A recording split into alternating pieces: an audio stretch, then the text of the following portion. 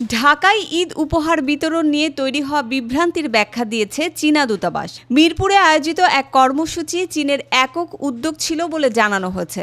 তবে বাংলাদেশ জামাতে ইসলামী এটিকে যৌথ আয়োজন দাবি করায় বিতর্ক তৈরি হয়। পরে দূতাবাসের ব্যাখ্যার পর সংশোধন করা হয় পোস্টটি। বাংলাদেশের পররাষ্ট্রমন্ত্রী ডক্টর খলিলুর রহমান নারীর সম অধিকার ও ক্ষমতায়নের ক্ষেত্রে বাংলাদেশের দৃঢ় অঙ্গীকার পুনর্ব্যক্ত করেন।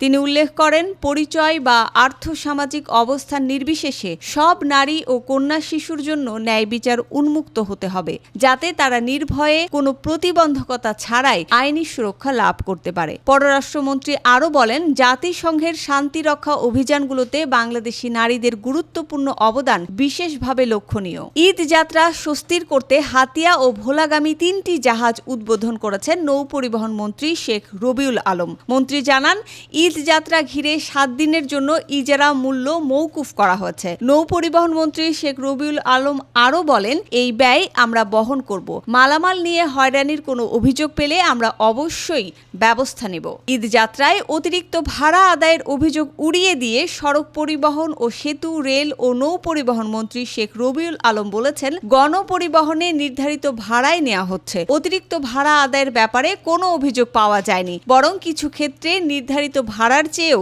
30 থেকে 20 টাকা কম নেয়ার ঘটনাও রয়েছে।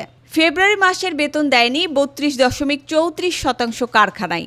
ঈদের বোনাস দেয়নি 63.45% কারখানাতে। আমরা জানতে চাই আপনার কারখানার খবর। জাতীয় শ্রমশক্তির এমন পোস্ট শেয়ার করেছেন এনসিপির আহ্বায়ক নাহিদ ইসলাম। পোস্টে লেখা রয়েছে, কোন কোন কারখানায় বেতন বোনাস বকেয়া আছে আমাদের কমেন্টে জানান।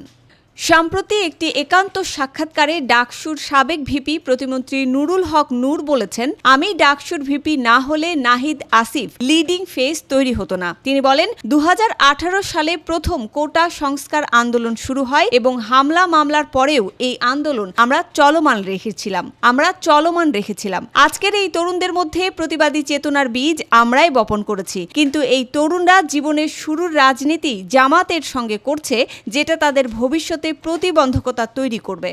সোশ্যাল মিডিয়া এখন জামাত শিবিরের দখলে বলে মন্তব্য করেছেন প্রবাসী কল্যাণ ও বৈদেশিক কর্মসংস্থান মন্ত্রণালয়ের প্রতিমন্ত্রী নুরুল হক নূর। একটি ইন্টারভিউতে তিনি বলেন, জুলাই না হলে জামাত শিবির ওপেন রাজনীতি করতে পারত না। তিনি দাবি করেন, আমি দেখেছি সোশ্যাল মিডিয়ায় যে ধরনের প্রোপাগান্ডা, ন্যারেটিভ এবং বিভিন্ন বট আইডি খুলে মানুষকে অপমানিত করার কাজটা জামাত শিবিরই করে থাকে।